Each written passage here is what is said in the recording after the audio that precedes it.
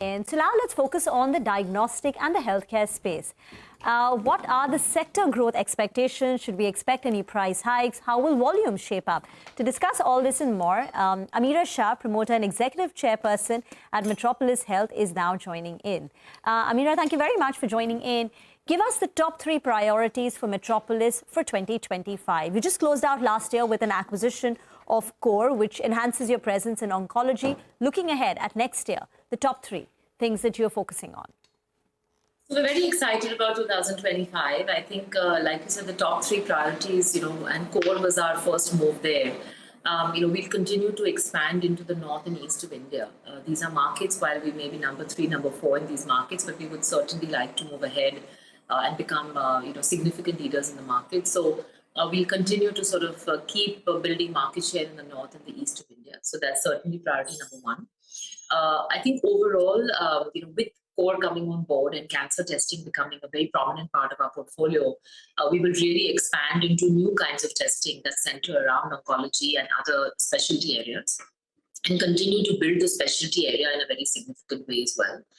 So I would say that's certainly number 2. And overall, I think the expansion of the network, we're currently in about 700 towns and cities. We do believe we'll get to 1,000 towns and cities next year with network expansion. And we would also like to continue to focus on the productivity of the network. So I think these 3 will continue to be the key KPIs, from a financial and a operational perspective.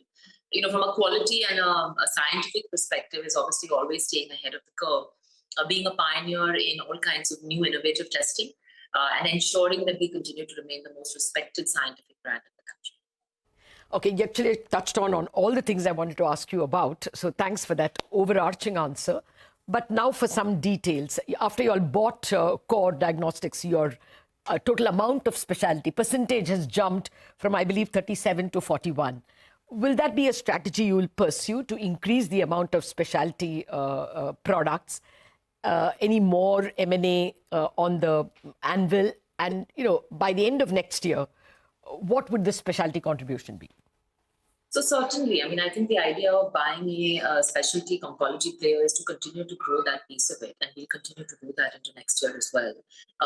Core as a business has been growing at about 22% CAGR, which is not including COVID or any sort of one-time contracts. And we would obviously like to see that growth sustain or grow faster as we move forward. And obviously getting profit out of that acquisition is going to be Metropolis's cup of tea in terms of really executing any consolidation or operational synergies that we think are possible to be able to really make it into a profitable enterprise and that get that value bit into our books. So yes, I don't think we have a number in mind that we're going to take the specialty portfolio to, but we would certainly like to continue to see progress every year in the right direction. Ameera, hi. Thank you for joining in, and season's greetings to you. I want to know something which has a bearing, both from a consumer standpoint and from the business standpoint, which is the competitive intensity and pricing. Typically, I think you folks take a price hike once every, 2 odd years, 2, 3 years or so. There was a hike taken in January. Will you be looking or considering one again in 2025? And how intense is competition now? Look, honestly, I think when new health tech players came in and started using pricing as a tool to try and acquire consumers, we always knew that can work only as far as the wellness segment, where consumers are not sick and are therefore making a decision based on convenience and price.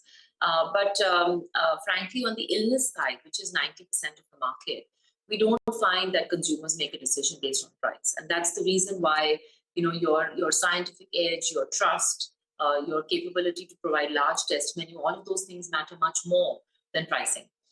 So we had taken a price increase on B2B and B2C. The weighted average of it was about 3 to 4% in Jan 24.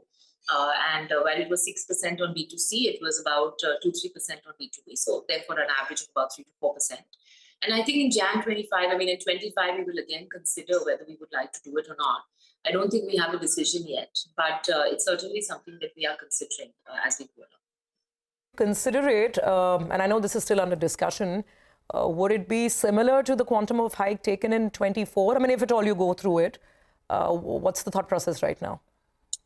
No, probably not. It will probably be a little bit lesser than what we will go through in 24. Again, like I said, we don't have a decision on anything yet. But at this point of time, the way we usually look at it is that sort of every couple of years, if you're able to get sort of a 5% kind of a number going, then you're sort of in a reasonably okay shape. We would look at it, if anything, as a 2-year sort of plan rather than an annual plan. And if we have done something last year and we do a little bit more this year, but it's sort of the weighted average of it has to be sort of a 2-year. Amira, just talking about that one point, that you want to expand from 700 towns currently to 1,000 towns by the end of next year. And focus on improving the productivity also along the way. How would you measure the productivity? What is it currently and what is the KPI to measure it? What is the goal on that front?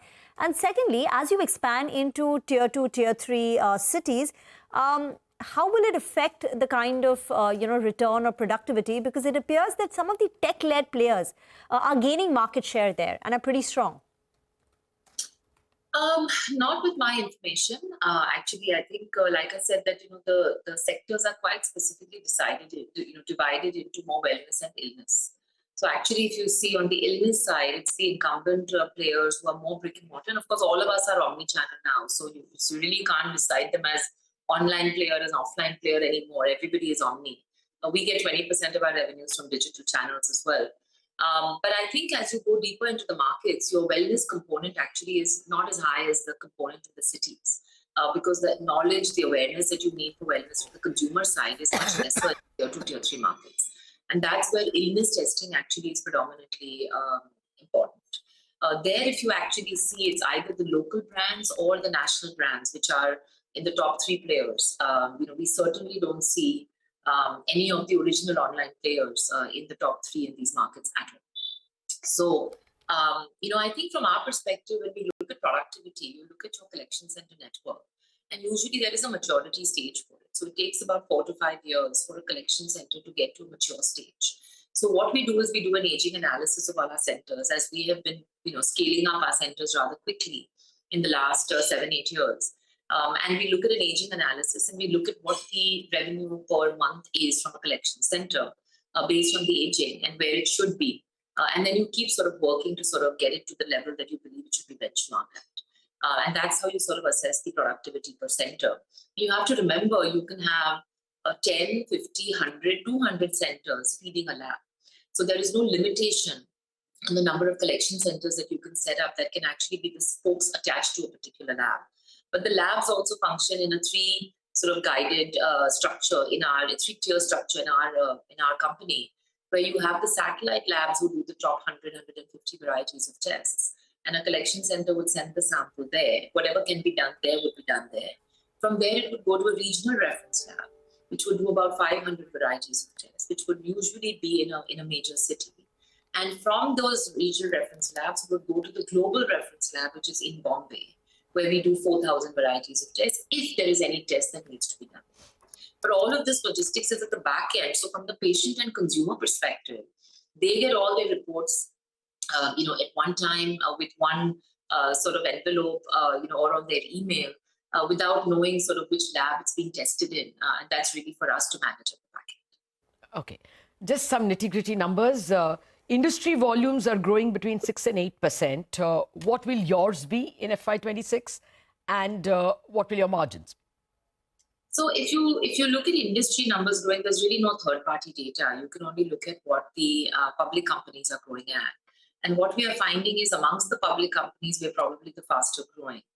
We are at about 8-9% volume versus some of our peers are actually at 3 to 4% volume. So the range, is that wide at this point. All right, Amira, we'll leave the conversation here for now. If you don't speak again, wish you a very Merry Christmas, Happy New Year, and look forward to more conversations in the next year. Get into a break.